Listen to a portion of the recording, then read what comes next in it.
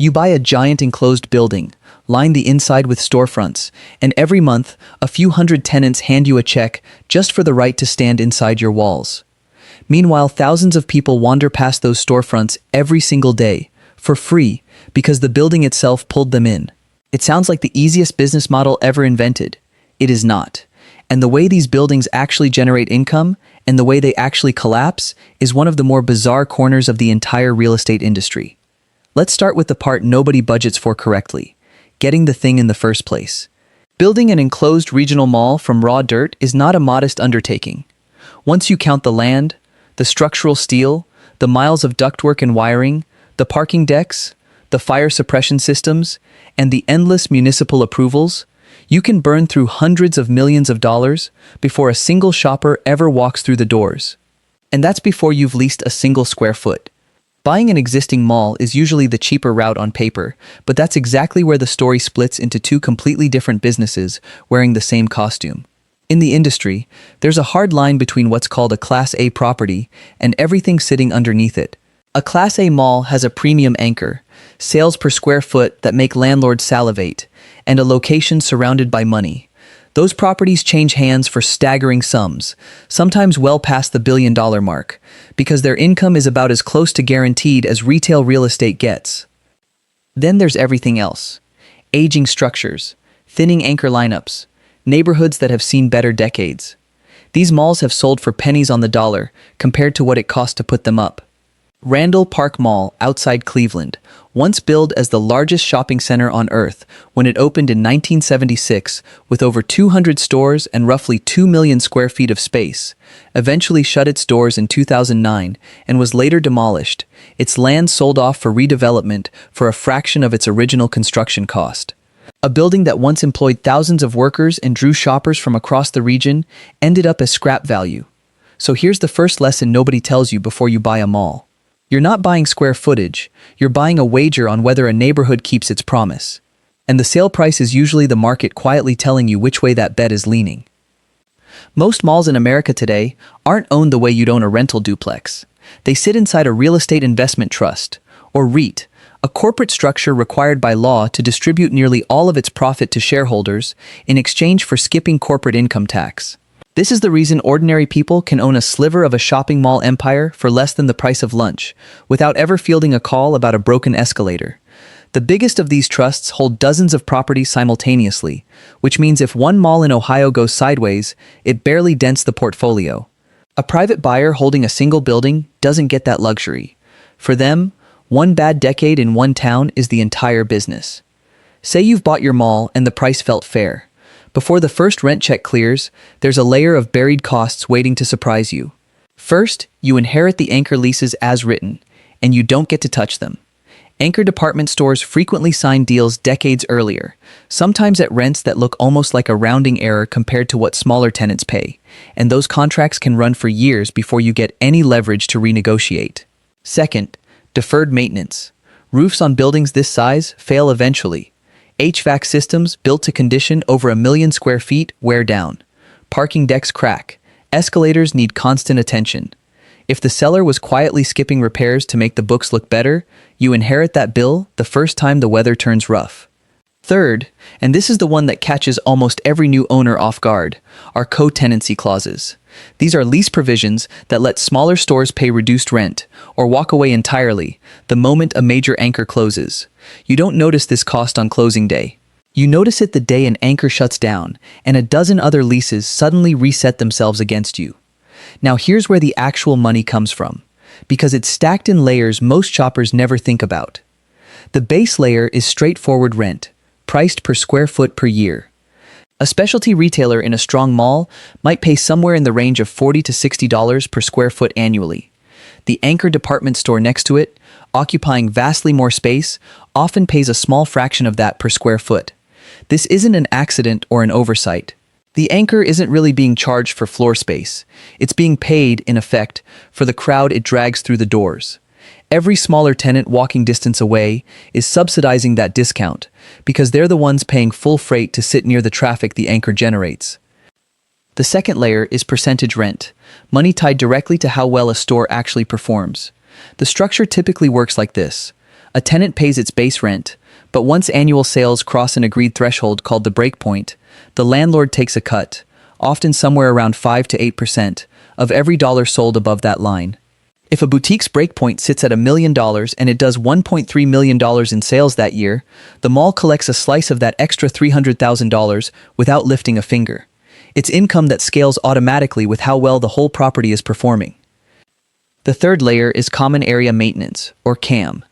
This isn't rent, it's a separate reimbursement tenants pay toward running the shared parts of the building, lighting the corridors, cleaning the floors, staffing security, keeping the parking lot plowed and the escalators moving. Each tenant's share is proportional to how much floor space they lease relative to the whole property. If the annual shared operating bill comes to $300,000 and a tenant occupies 8% of the mall's leasable area, that tenant owes $24,000 of it. A meaningful chunk of what it costs to physically operate the building gets billed straight back to the people renting space in it. Then there's the fourth bucket, the one almost nobody pictures when they imagine mall ownership. Parking revenue in dense urban locations. Digital advertising screens and directory boards. Kiosks parked in the middle of walkways, which often command a wildly high rent per square foot, precisely because they occupy almost no space while sitting exactly where foot traffic peaks. Seasonal markets, pop-up events, photo booths around the holidays. None of it dominates the balance sheet on its own, but together it can be a real slice of total income. And here's the twist worth sitting with. A kiosk cart taking up less than 100 square feet, parked at the busiest intersection in the building, can be priced per square foot far above what a full storefront along the wall pays. In mall economics, position beats size almost every time. That tiny sunglasses cart in the main walkway might be pound for pound the most valuable real estate under the roof. So far, this sounds like a machine printing cash from 4 directions simultaneously. Now flip to the other side of the ledger. Utility costs on a building this size are massive. Climate controlling, lighting, and powering well over 1 million square feet year-round is one of the largest recurring line items an owner faces. Add security staff, cleaning contracts, landscaping, snow removal, and the constant drip of small repairs, and monthly operating costs on a large regional mall can run into the hundreds of thousands of dollars before a cent goes toward the mortgage. Property taxes on a large commercial asset in a major metro area are often one of the single biggest annual expenses, and insurance costs across commercial real estate broadly have been climbing hard in recent years, especially for older buildings. There's a nasty detail buried inside the CAM structure too. Those shared costs don't shrink just because half the mall sits empty. The hallway lights above a vacant storefront still draw power. Security still has to patrol the whole building, occupied or not. So when vacancy climbs, that same fixed pool of shared expenses gets divided among fewer paying tenants, meaning everyone still open ends up paying more just to keep the lights on in corridors that see less traffic every month. Rising vacancy doesn't just cost you the empty store's rent. It quietly raises the cost of doing business for everyone who stayed, which is exactly the kind of pressure that convinces the next marginal tenant to leave too. And here's the trap that catches almost every owner eventually. A mall can look mostly full and still be bleeding money because occupancy and income are not the same number. A property might sit at 90% occupied and appear perfectly healthy from the parking lot, but if a large share of that occupied square footage is anchor space, paying almost nothing, and a growing slice of the inline stores are on short-term deals at discounted rates just to avoid dark storefronts, the real cash flow can be far weaker than the headline occupancy figure suggests. Before getting into how these buildings actually die, it's worth understanding why they're shaped the way they are, because it explains almost everything else. The man usually credited as the father of the modern American mall, Victor Gruen, wasn't just an architect, he was studying human behavior. He designed anchors to sit far apart from each other, forcing shoppers walking between them to pass dozens of smaller storefronts along the way. He tucked directory kiosks and rest areas away from direct sightlines, so people would keep wandering rather than beeline for an exit. He used interior lighting designed to blur any sense of how much time had passed, so a quick errand could quietly turn into an afternoon. None of it was decoration. Every choice existed to maximize how many storefronts a shopper's eyes crossed before reaching whatever they actually came in for. That's the whole business model distilled into one idea: force movement. And you manufacture exposure, and exposure is the product smaller tenants are actually buying when they sign a lease. Now for the structural fault line running underneath the entire industry. For most of the 20th century, department stores were the backbone that made mall construction possible at all. Developers often wouldn't break ground until a major department chain had signed on, because lenders wouldn't finance the project without that guaranteed draw of foot traffic. Starting in the 1990s and accelerating hard after the 2008 recession, those same department chains began closing at scale. At Randall Park Mall, the departures of JCPenney and Dillard's in the late 1990s, part of a broader company-wide downsizing across the industry, are widely cited as the moment the property's decline truly began. Once those anchors left, the smaller stores around them followed in waves rather than one at a time. This is why an anchor closure hits so much harder than any ordinary store shutting down. Remember those co-tenancy clauses. When a major anchor exits, the smaller tenants nearby are often legally entitled to cut their rent or break their lease outright.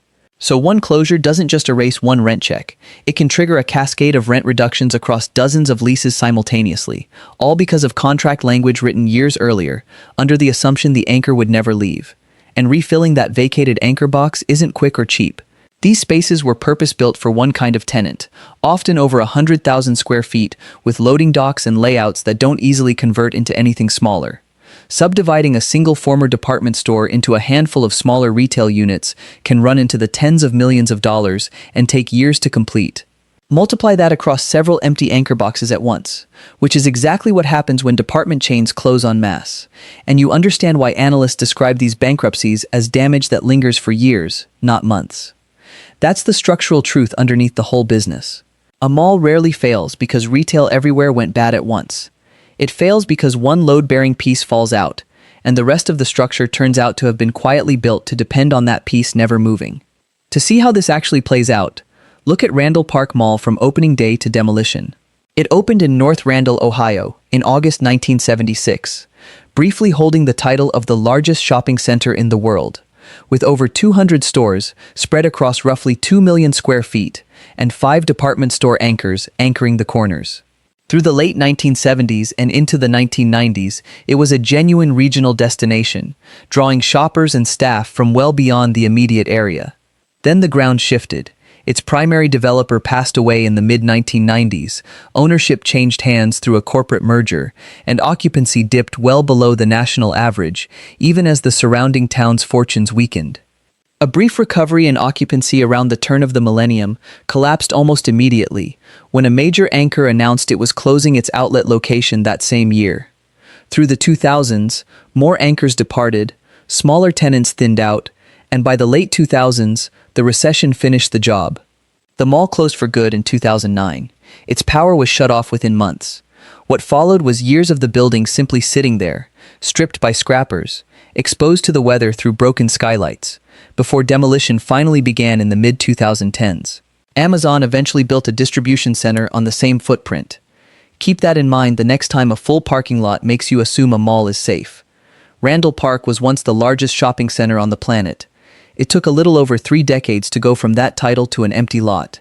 The line between those two states wasn't one dramatic collapse. It was a sequence of smaller cracks, each one making the next one more likely. None of this happened in isolation from what was going on outside the mall's walls. For most of the last century, a mall's core product wasn't really the merchandise, it was convenience. If you wanted to compare 5 brands of shoes in one trip, the enclosed mall was often the only place in town that let you do it under one roof. That convenience justified the drive, the parking, the walking. Online shopping dismantled that monopoly almost overnight by the standards of retail history. Now a shopper can compare hundreds of options from a couch, have it arrive in a day or two, and skip the parking lot entirely. The very thing that once made malls indispensable simply stopped being unique to them. This is why the malls squeezed hardest tend to be the ones stuck in the middle of the market. Not upscale enough to sell an experience a screen can't replicate. Not cheap enough to win on price against discount retailers either. The weakest properties, usually ones already carrying financial strain or sitting in areas with shrinking populations, got hit first and hit hardest. Strong malls kept getting stronger. Weak malls kept getting weaker. The owners who managed to keep their buildings alive did it by changing what they were selling. Instead of chasing more apparel retailers, many started filling vacant anchor boxes and empty storefronts with things a browser tab simply cannot replicate. Restaurants that require an actual table, gyms and fitness studios, urgent care clinics, co-working space, entertainment venues like theaters and indoor attractions. Some converted entire wings into apartments or hotel rooms, turning a single-purpose retail box into a mixed-use property with several income streams instead of one. The underlying strategy is simple, even if it's expensive and slow to execute. A mall used to sell products. The ones still standing today sell reasons to physically leave the house that a delivery truck can't provide. So does buying a mall actually work as a business? It depends entirely on which mall, and the gap between the good outcome and the bad one is enormous. In the good version, you own a well-located property with a strong anchor lineup, heavy and consistent foot traffic, a mix of restaurants and services alongside traditional retail, and low vacancy. In that scenario, base rent, percentage rent from strong-selling tenants, and CAM reimbursements combine into steady, predictable monthly income, with the underlying property holding or growing in value as long as the surrounding area keeps growing too. This is the version that turned the largest mall REITs into some of the biggest publicly traded real estate companies in the country. In the bad version, a major anchor closes, co-tenancy clauses activate, a handful of smaller tenants negotiate their rent down, and a few more simply leave when their lease term ends rather than renew. Utilities, insurance, and property taxes keep climbing regardless of occupancy, because they're tied to the size of the building, not how full it is. Meanwhile, the vacated anchor box sits empty for a year, then two, generating nothing while still needing to be insured and secured.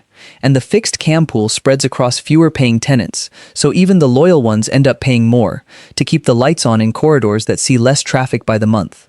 The gap between those 2 years, for the exact same physical building, is the difference between a healthy asset and one heading toward the same fate as Randall Park. Neither outcome is rare or theoretical. Both happen constantly across the same industry, sometimes to the same property a decade apart. Randall Park itself lived the good version first. Record-setting size, 5 anchors, over 200 stores, a genuine regional landmark, before sliding into the bad version and never pulling out of it. The building didn't change. The economics underneath it did. A mall looks, from the parking lot, like a collection of independent stores that happen to share a roof. From the inside, it's actually one tightly wired financial system, where every tenant's fortune is quietly tied to every other tenant's fortune, whether any of them realize it or not. The anchor was never just selling appliances or clothing. It was selling the foot traffic that every smaller store nearby depended on to survive. And when it walks out, it doesn't just leave an empty box in the floor plan. It pulls the financial floor out from under everyone standing near it. The building was never really the business. The people walking through it always were.